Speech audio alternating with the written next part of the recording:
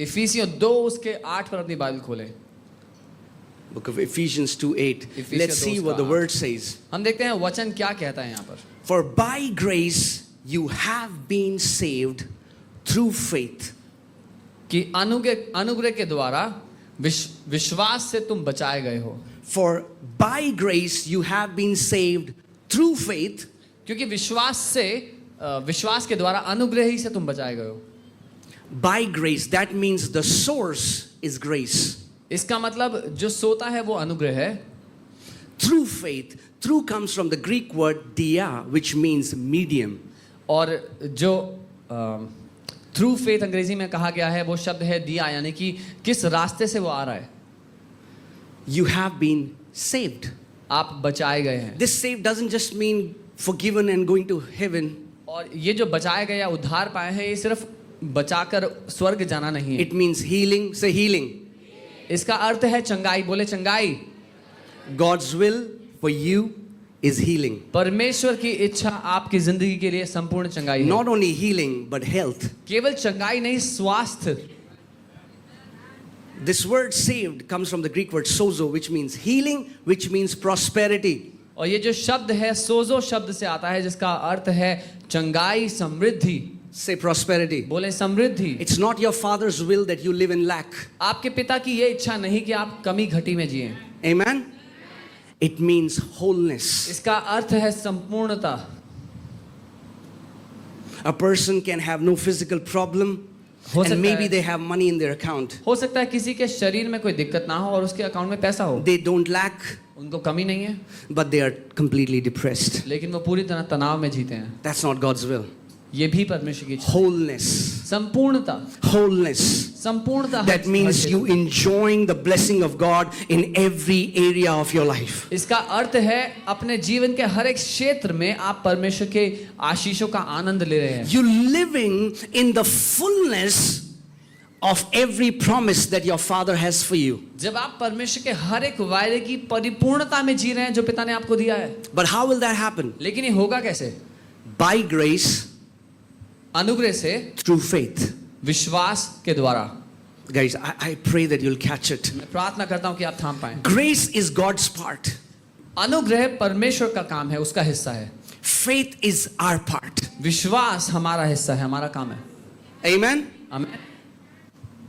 Faith can only receive what grace has already provided. विश्वास सिर्फ वही थाम सकता है जो अनुग्रह ने पहले से ही दे दिया है। That means you don't have to convince God to do something for you. इसका मतलब आपको परमेश्वर को राजी करने की जरूरत नहीं है कि वो आपके लिए कुछ करे। So many believers who are sick are trying to convince God so that God will heal them. इतने सारे विश्वासी जो बीमार हैं परमेश्वर को राजी करने की कोशिश कर रहे हैं कि परमेश्वर उन्हें ठीक करे।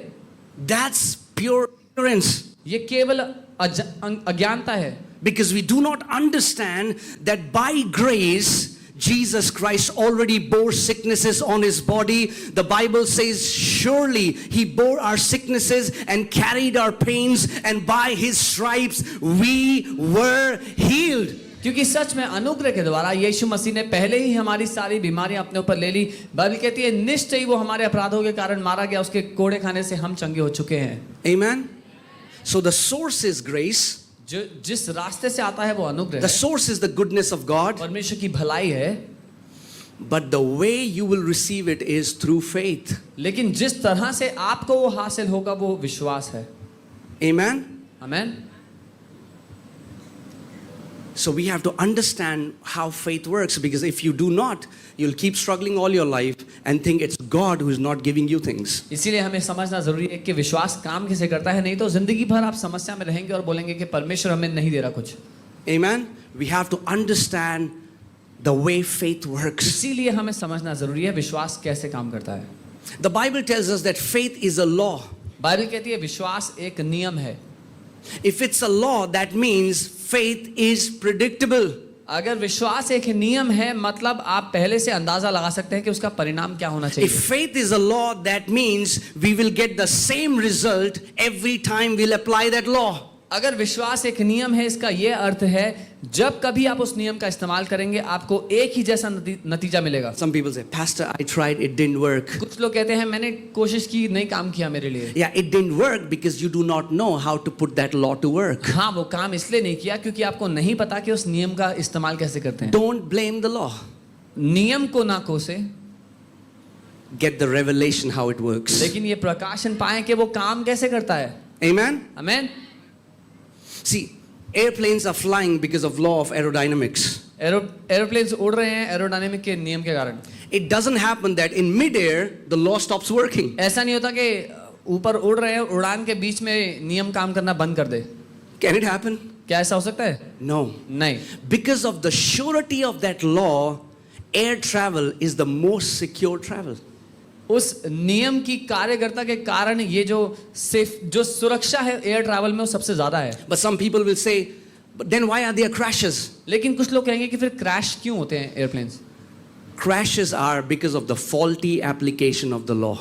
क्रैशेस होते हैं जब उस नियम का गलत इस्तेमाल होता है। Crashes are because of a human error or a mechanical failure. जब या तो मनुष्य गलती करता है या फिर मशीन में गड़बड़ी होती है।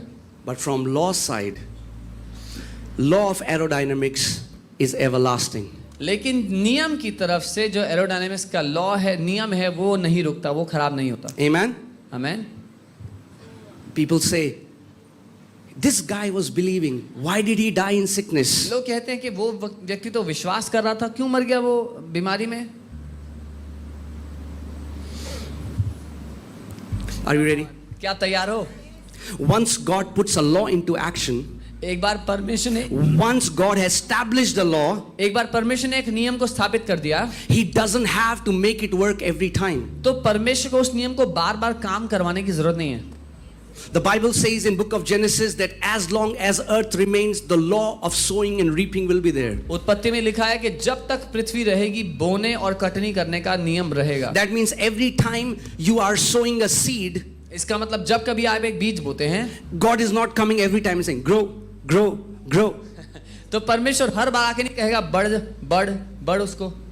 Please understand this. समझें, Once the law has been established, एक बार नियम स्थापित हो गया, God's active participation is not required. परमेश्वर का उसमें हाथ दोबारा डालना उसकी जरूरत नहीं पड़ेगी फिर। But your active participation is required. लेकिन आपका उसमें शामिल रहना जरूरी है। Amen? आमीन। A law established. एक नियम तो स्थापित हो गया। Faith is a law. विश्वास भी एक नियम है। It cannot stop working. वो काम करना बंद नहीं कर सकता। It is established through eternity.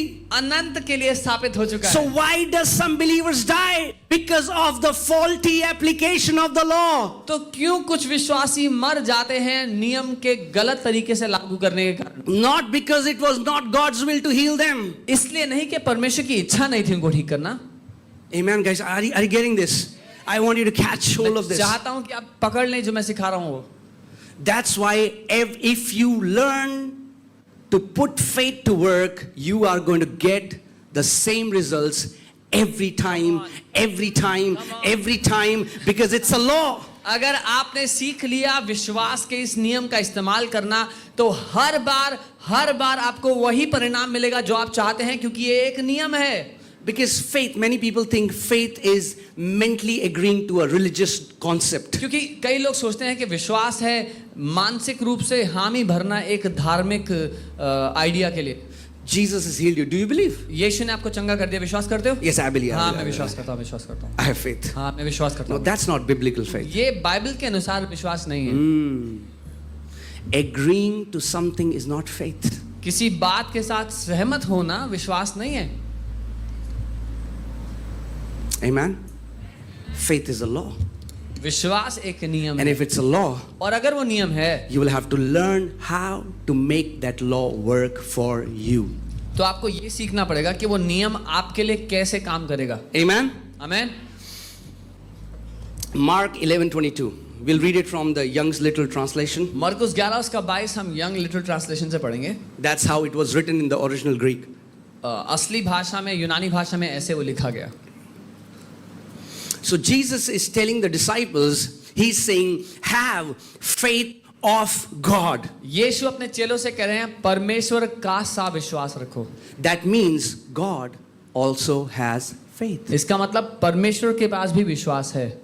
In fact, not only God has faith, the Bible says through faith, He created everything. और बाइबल सिर्फ इतना ही नहीं कि परमेश्वर के पास विश्वास है, बाइबल कहती है कि परमेश्वर ने विश्वास से सब कुछ बनाया.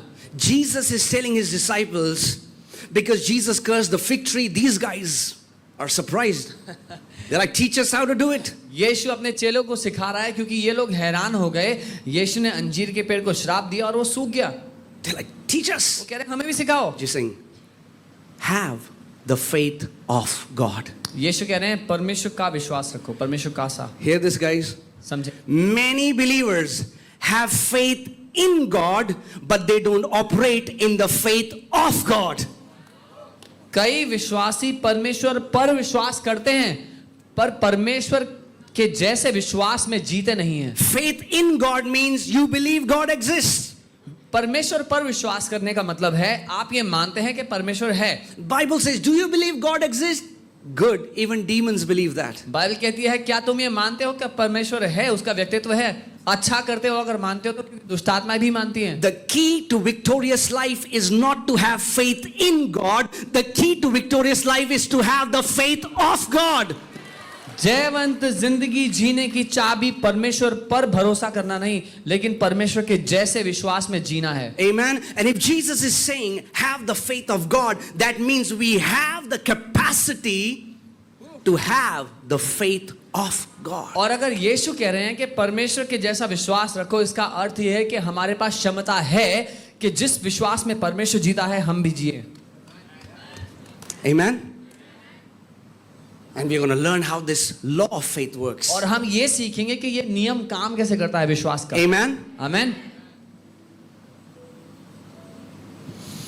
In the beginning, when man tried to fly, शुरुआत में जब मनुष्य ने उड़ने की कोशिश की, they tried, failed. They tried, failed. कोशिश की नाकाम हुए, कोशिश की नाकाम हुए, Till they found the law.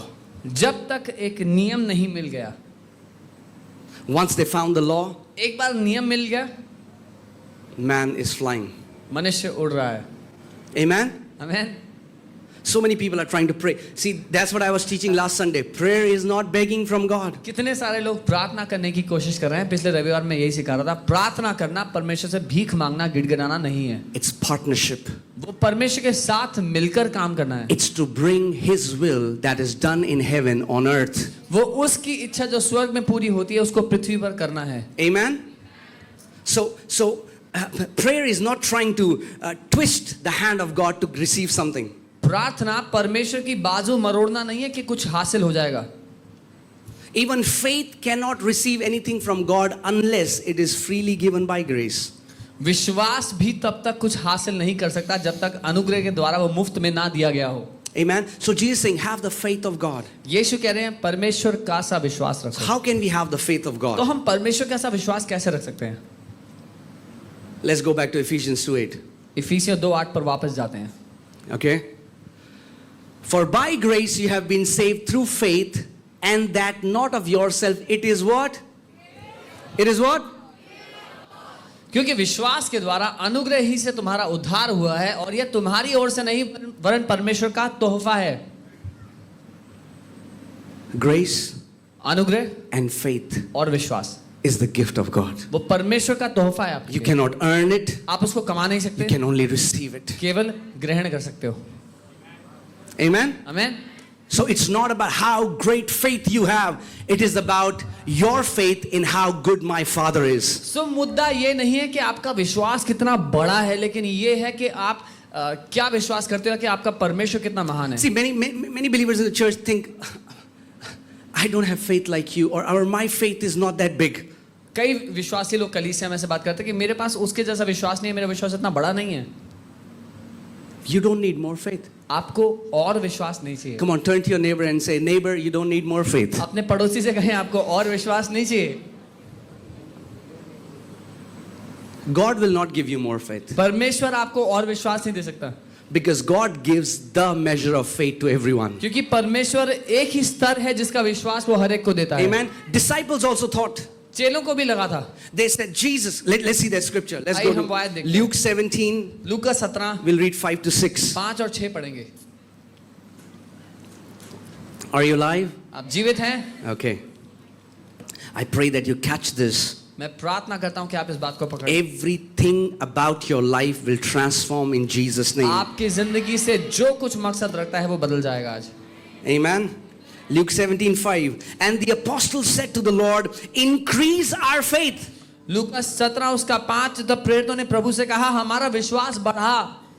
And the Lord said, और प्रभु ने कहा if you have faith as a mustard seed. अगर तुमको राई के दाने बराबर विश्वास हो। What? क्या? Lord, increase our faith. प्रभु हमारे विश्वास को बढ़ा। What Jesus is telling them is, यीशु कह रहे हैं it's not about your faith. तुम्हारा विश्वास मुद्दा नहीं है यहाँ पे। Lord, increase our faith. प्रभु हमारे विश्वास को बड़ा कर दो। Jesus saying, if you have faith as a mustard seed. यीशु कहते हैं अगर तुम्हारे पास राई के दाने जैसा Many विश्वास people होता। think that Jesus is talking about quantity of faith. कई लोग समझते हैं कि यीशु यहाँ पर मात्रा की बात कर रहे हैं, कितना बड़ा कितना छोटा So है। some people say, even if you have little faith, you'll move mountains. तो कुछ लोग कहते हैं अगर थोड़ा सा भी विश्वास है तो आप पहाड़ों को हिला दोगे। If you have little faith, you'll move mountains. Then why was Jesus rebuking disciples? Oh, you have little faith. अगर थोड़े से विश्वास में पहाड़ हिला दोगे तो क्यों यीशु अपने चेलों को डांटता था बोलते हुए अल्प विश्वासी हो। Jesus is not talking about the measure of faith. Jesus is talking about the quality of faith. यीशु विश्वास की मात्रा की बात नहीं कर रहा था, यीशु बात कर रहा था उसकी क्षमता की। He is not saying that if you have faith as small. He said if you have a faith as a mustard seed. यीशु ने ये नहीं कहा अगर तुम्हारा राई के दाने जितना छोटा विश्वास होता, उसने कहा अगर राई के दाने जैसा विश्वास Then the होता। question comes, तो सवाल ये है what is a mustard seed faith? ये राई के दाने का विश्वास क्या होता है? See, I always tell people, मैं हमेशा लोगों से कहता हूं there is a law to interpret Bible. It's called, in hermeneutics, you only interpret Bible with the Bible. एक नियम है हर्मेनेटिक्स जिसके द्वारा आप बाइबल को जब समझते हैं तो बाइबल के द्वारा समझते हैं। Amen? आमीन। You don't take your understanding and insert it in the Bible. अपनी समझ को हम बाइबल में नहीं घुसाते, We interpret it. So what does mustard seed faith means? तो ये राई के दाने का विश्वास क्या है? Let's see, Matthew 13:31. मत्ती 13:31 देखते हैं। ये Are we learning something? क्या हम कुछ सीख रहे हैं? Okay, Matthew 13:31. मत्ती 13:31। Another parable he put forth to them, saying, the kingdom of heaven is like a mustard seed. उसने उन्हें एक और दृष्टांत दिया, स्वर्ग का राज्य राई के दाने के समान है।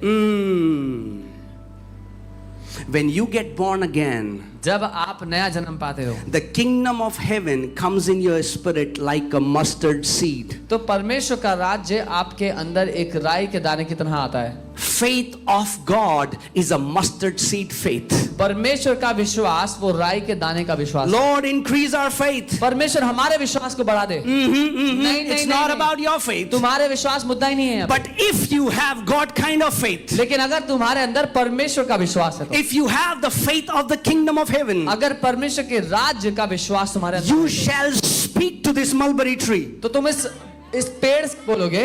You know, mulberry tree, जो mulberry their roots go deep many kilometers. It's impossible for people to uproot it. उसकी जड़ें कई किलोमीटर तक गहरी चली जाती हैं, असंभव होता है लोगों के लिए उखाड़ना उसको। Jesus is saying, यीशु कह रहे you हैं have toiled तुमने बहुत मेहनत in कर your ली, business, अपने in your व्यवसाय में, relationships, अपने रिश्तों में, in your health. अपने स्वास्थ्य में। You have tried to do it with strength. जितना करना था अपने बल पे करके देख But लिया। once you start operating in God kind of faith, you will not operate in strength. You will start speaking like God speaks and you are going to have results. लेकिन एक बार परमेश्वर के विश्वास के द्वारा काम करना शुरू कर दिया तो अपने बल की आवश्यकता नहीं पड़ेगी, वो विश्वास काफी है उसको करने के लिए। Jesus didn't say, if you have faith of God, it will gonna give you big muscles and you will pull up the mulberry tree. यीशु ने ये नहीं कहा अगर परमेश्वर का विश्वास हुआ तो बहुत बड़े मसल्स होंगे और उस पेड़ को उखाड़ दोगे। He said, if your faith is like the mustard seed, you shall speak. उसने कहा अगर तुम्हारा विश्वास राई के दाने के जैसा विश्वास है तो तुम बोलोगे। God kind of faith speaks. परमेश्वर का विश्वास बोलता है। Man's faith tries to does things. God's faith speaks. मनुष्य का विश्वास चीजों को करने की कोशिश करता है, लेकिन परमेश्वर का विश्वास चीजों को बोलता है। Amen. How does God does everything? परमेश्वर कैसे सब कुछ पूरा करता है? He speaks. वो बोलता है। Please hear this carefully. ध्यान से सुनिए। God's action is speaking. परमेश्वर का काम बोलना है। I have sent my word and healed your diseases. मैंने अपने वचन को भेज दिया और तुम्हारे रोगों को चंगा कर दिया है। How did he heal us? कैसे चंगा किया उसने He हमें? sent his word. अपने वचन को भेजा। How did he save us? कैसे बचाया? He sent his word. अपने वचन को भेजा। How did he deliver us? कैसे He छुटकारा sent दिया? his word. अपने वचन को भेजा। God is a word God. परमेश्वर वचन का That's why the परमेश्वर है। Bible says, in the beginning there was word. When there was Bible- nothing, there was the word. इसीलिए बाइबल कहती है जब शुरुआत में कुछ भी नहीं था तो वचन था। We want to do things. हम कुछ करना चाहते हैं। God speaks. परमेश्वर बोलता है। He gets the job done through speaking. वो काम पूरा करवा लेता है सिर्फ बोल करके। Are you guys with me? मेरे साथ हैं? Yes sir. Put Ephesians 5:1. इफिसियों 5:1 देखते हैं। And he wants you to operate like him. और वो चाहता है कि आप उसकी तरह काम करें। He wants it. Some people say, what? These are new age teachings? I mean, like these guys are trying to be like God. कुछ लोग कहते हैं कि ये तो न्यू एज टीचिंग्स है, ये लोग परमेश्वर के जैसा बनने की कोशिश कर रहे हैं। Yeah, because they have no understanding of the Bible. क्योंकि उन लोगों को कुछ समझ नहीं है बाइबल की। Let's see what the Bible says. देखते हैं बाइबल क्या कह रही है। Therefore, इसलिए be imitators of God. परमेश्वर की नकल करने वाले बनो। Be imitators of God. परमेश्वर की नकल करने वाले बन What does जाओ। God do? परमेश्वर क्या करता है? When he sees darkness, he says, let there be light. जब वो अंधकार को देखता है तो वो कहता है उजाला हो जाए। Amen. The Bible is telling us we need to operate, we need to imitate our Heavenly Father. Bible कह रही है हमें परमेश्वर के जैसे काम करना, उसकी नकल करना शुरू करना पड़ेगा। We have to speak like He speaks. उसकी तरह बोलना शुरू करना पड़ेगा जैसे वो बोलता है। Amen. All throughout the Bible you'll see God does not continually acknowledge the problem. आप बाइबल में निरंतर देखेंगे तो यही पाएंगे कि परमेश्वर समस्या की ओर देखता भी नहीं है। He speaks the solution. वो समाधान को बोलता चला जाता है। We keep speaking the problem. हम समस्या को बोलते चले जाते हैं। I've met some believers. मैं कुछ विश्वासी से मिला हूँ। 5 years. 5 साल। They're telling me the same thing they told me 5 years ago. And I said, you don't get it. If you will not come out, if you will not come out of this problem consciousness, you'll be there. वो मुझे 5 साल पहले जो कहानी बताया करते थे आज भी वही बताते हैं और मैं उनसे कहता हूँ आप आज तक समझे नहीं हैं, क्योंकि अगर आप वही बोलते रहेंगे तो उसी समस्या के बारे में सोचते रहेंगे और वहीं जीते रहेंगे। Amen. God is saying, परमेश्वर कह रहा है be imitators of God. कि परमेश्वर की नकल करने वाले बन जाओ। We have to enroll ourselves in training where we train ourselves to speak like our Heavenly Father speaks. अपने आप को प्रशिक्षित करना पड़ेगा, भर्ती होना पड़ेगा इस प्रशिक्षण के लिए कि अपने स्वर्गीय पिता की तरह बोलना सीखें। Amen. Okay, let me give you a revelation, मैं एक प्रकाशन देता हूँ which I think we as church really needs. जो मैं मानता हूँ कि हम कलीसिया होने के नाते हमें सच में चाहिए। Okay, so the revelation is प्रकाशन ये है Satan शैतान is powerless. सामर्थ्यहीन है। Let's say it again. दोबारा कहता हूँ Satan शैतान is powerless. शैतान सामर्थ्यहीन है।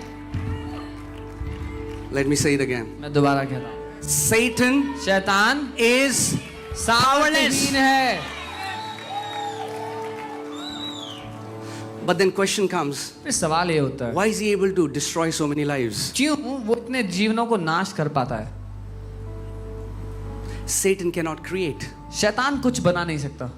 He was not made in the image of God. वो परमेश्वर के स्वरूप में बनाया नहीं गया। Proverbs 18:21 says that life and death are in the power of our tongue. नीति वचन 18:21 वचन कहता है कि जीवन और मृत्यु हमारे जीभ के वश में है। Life and death are not in Satan's tongue.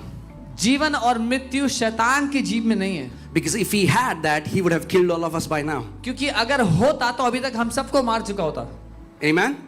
He knows that life and death are in our tongue. लेकिन शैतान ये जानता है कि जीवन और मृत्यु हमारी जीभ में है। So he knows the only way I can destroy a person is through me deceiving them and making them speak death over themselves. इसीलिए उसको पता है कि एक ही तरीका है किसी जीवन को नाश करने का, और वो है उस व्यक्ति को धोखा दे करके उसके ही मुंह से उसके लिए मृत्यु बुलवाने का। So every time Satan has stolen anything from us, destroyed us, there was a partnership agreement that we did with him. So जब कभी शैतान ने हमारी जिंदगी से कुछ चुराया या कुछ नाश किया है, तो उसके साथ हाथ मिलाकर हमने किसी बात में सहमति करके कुछ बोला है। I know people don't like this मैं जानता हूँ लोगों को ये पसंद नहीं आता, because it's so comfortable to blame God for everything. क्योंकि इसमें इतना मजा आता है कि सारा दोष परमेश्वर पे डाल दो। But now this teaching puts responsibility on you, लेकिन अब ये शिक्षा जिम्मेदारी आपके कंधे पर डालती है, and people don't like that. और लोगों को वो पसंद नहीं आता। Brother, what God wants to do, He will do it. भाई परमेश्वर को जो करना है वो करेगा। No. नहीं नहीं नहीं नहीं, Let's not be ignorant. हम अनजान ना बने। Open your Bibles to Proverbs 6:2. नीति वचन 6 Let's see what the Bible says. हम देखते हैं वचन क्या कहता है। Proverbs 6:2. नीति वचन 6 उसका 2।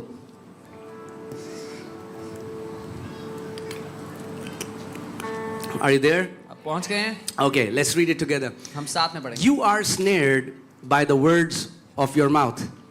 तू तो अपने ही मुंह के वचनों में फंसा।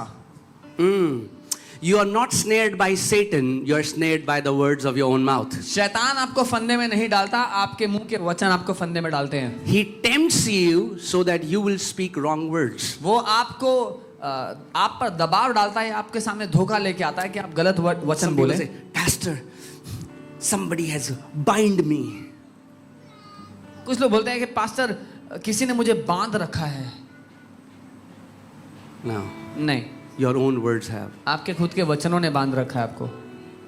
You are snared by the words of your own mouth. आप अपने ही मुंह के वचनों के फंदों में फंसते हैं। Of your mouth. It's अपने good. मुंह के। If it was just mouth, अगर it's सिर्फ- not your mother-in-law. अगर सिर्फ मुंह लिखा होता तो फिर खतरनाक बात थी। अपनी सास के वचनों में नहीं फंसते आप, Not your daughter-in-law. अपनी बहू के वचनों में नहीं फंसते आप, Not your boss. अपने बॉस के Your वचनों में नहीं friend. फंसते, अपने दोस्त के वचनों में नहीं। Somebody who hates you. वो जो आपसे नफरत करता Your है, neighbor. आपका पड़ोसी, You are snared by the फंसते words of your own mouth. आप अपने ही मुंह के वचनों के फंदों में फंसते हैं। You are taken. You know that word is you're taken captive. और ये जो शब्द है यू आर टेकन, ये शब्द है जब बंदी बनाए जाते हैं। You are taken captive by your own mouth. अपने ही मुंह के द्वारा बंदी बनाए जाते हैं, बाइबल कह रही है। You know, it's crazy. Sometimes, you know, when there is a new gadget that is being launched, जब एक नया गैजेट मार्केट में आ रहा होता है and I check a YouTube video, और मैं YouTube पे एक वीडियो देखता हूँ and then I see people's comments, और मैं लोगों के कमेंट देखता हूँ, उसमें majority will write, अधिकतर लोग लिखते हैं I will have to sell my kidney. कहते हैं कि अरे इसके लिए तो मुझे अपनी किडनी बेचनी पड़ेगी। I will never be able to afford this. कुछ लोग लिखते हैं कि मैं जिंदगी में कभी ये नहीं ले पाऊंगा। And the sad thing is they will never be able to afford it. दुख की बात यह है कि वो जिंदगी में कभी वो नहीं ले पाएंगे। Not because it was not God who didn't want to prosper them, इसलिए नहीं कि परमेश्वर उनको बढ़ाना नहीं चाहता था, but because they were snared by the words of their own mouth. लेकिन इसलिए क्योंकि वो अपने मुंह के फंदे में फंस गए। Amen. See, God laws are for our benefit, नियम हमारे फायदे के लिए बने हैं, but faulty application of the law can kill someone. लेकिन नियम का गलत इस्तेमाल किया जाना किसी को मार सकता है। Law of gravitation is for our benefit, गुरुत्वाकर्षण का नियम हमारे भले के लिए है, but there were many kids who were flying kite, didn't see, fell off the roof and died. लेकिन कितने बच्चे पतंग उड़ाते हुए छत से गिर गए और मर गए। Did God kill them? क्या परमेश्वर ने उनको मारा? No, नहीं, because the laws are impersonal. क्योंकि नियम किसी व्यक्ति विशेष के नहीं है। Are you guys alive? आप जीवित हैं? In the same manner, वैसे ही God, in words, what you are speaking, God created words to create. जो वचन आप अपने मुंह से बोलते हैं, परमेश्वर ने उन वचनों की रचना करने के लिए की है। If a person keeps speaking death, अगर एक व्यक्ति मृत्यु बोलता रहेगा, nothing will happen in 1-2 days. But if they keep speaking it, one day they are going to eat the fruit of their lips. 1-2 दिन में कुछ नहीं दिखाई देगा, लेकिन अगर वो बोलते रहेंगे तो अपने मुंह के फलों को खाएंगे। Put Proverbs 18:21. नीति वचन 18 उसका 21 देखते हैं हम। In Friday meeting, I was saying, how many people have tasted tongue fruit? Has anyone tasted tongue fruit? मैं फ्राइडे समय में पूछ रहा था किसने जीभ का फल खाया है। Anyone? We all have. हम सब ने खाया है And we are eating tongue fruit. और आज भी खाया And है we'll keep eating tongue और fruit. हमेशा खाते रहेंगे। So it's good that we learn इसलिए ये भला है कि आप सीख लो how to speak like your father कि speaks. अपने पिता की तरह कैसे बोलना है। Amen? Amen. Death and life are in the power of the tongue. जीभ के वश में मृत्यु और जीवन दोनों होते हैं। And those who love it will eat its fruit. और जो उसे काम में लाना जानता है वह उसका फल भोगेगा। A life of victory is impossible with an undisciplined mouth. जय की जिंदगी एक बिना अनुशासन के मुंह के साथ संभव नहीं है। That means if you're so casual that you say anything and everything about your life, about your wife, about your knife, whatever. इसका मतलब अगर आप इतने लापरवाह हैं कि अपने जिंदगी के बारे में, अपने घर वालों के बारे में, अपने रिश्तों के बारे में क्या बोलते हैं? मेरा सर फट रहा है. Oh, my head is bursting. Wow.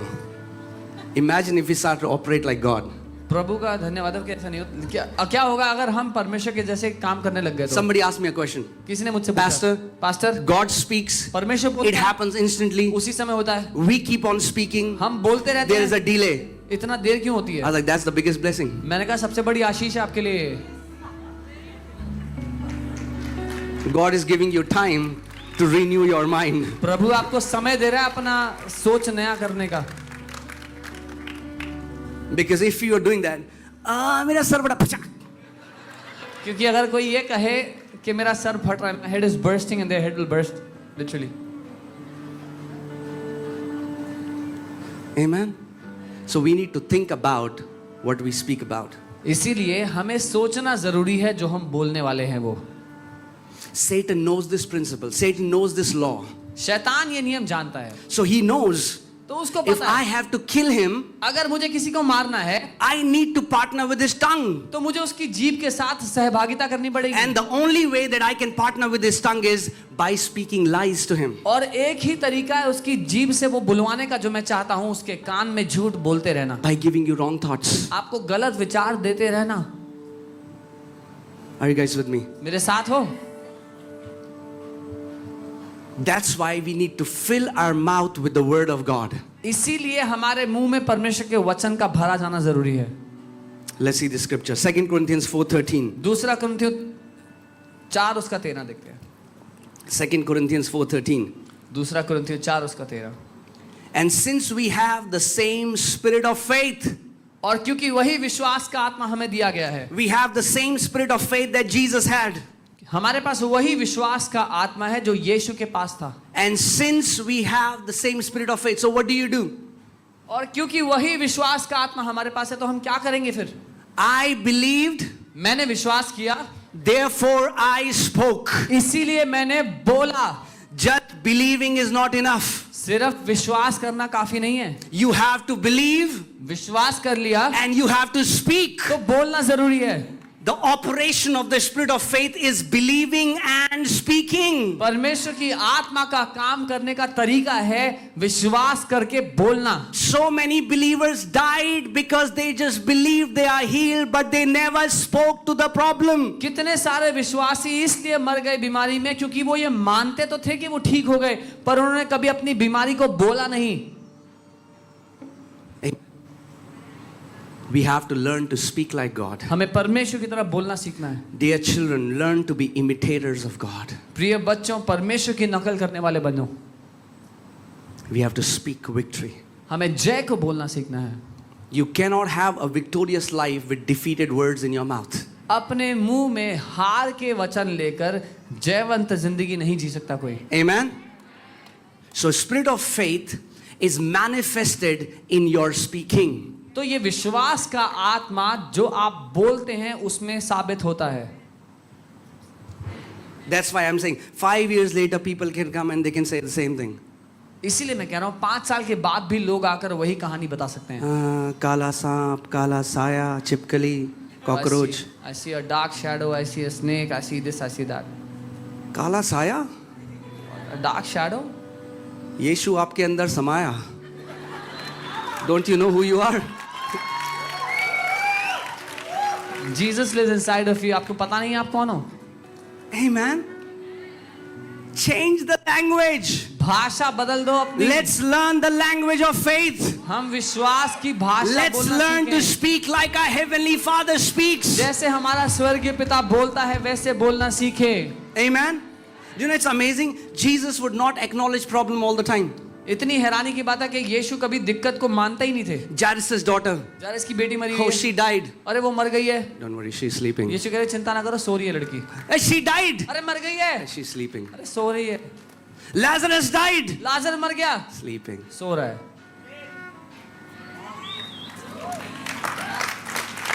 Amen. Little. 10,000 people. Lord, what will we do? 10,000 लोग हैं, प्रभु क्या करेंगे? 5 loaves, 2 fishes. 5 रोटी 2 मछली हैं हाथ में। Did Jesus ever acknowledge lack? क्या यीशु ने कभी कमी की और आंख भी की? नहीं, Never. नहीं, कभी नहीं। There are believers who keep acknowledging lack. They'll tell everybody in the church that they don't have money for their rent. विश्वासी जिंदगी भर कमी घटी की घोषणा करते रहते हैं कि सबको पता है कि उनके पास किराया नहीं देने के लिए। Stop acknowledging what you don't have. Start acknowledging what you have in Christ Jesus. बंद करो राजी होना उन बातों के साथ जो आपके पास नहीं है और हामी भरना सीखो, राजी होना सीखो उन बातों के साथ जो मसीह में आपको मिल गई हैं।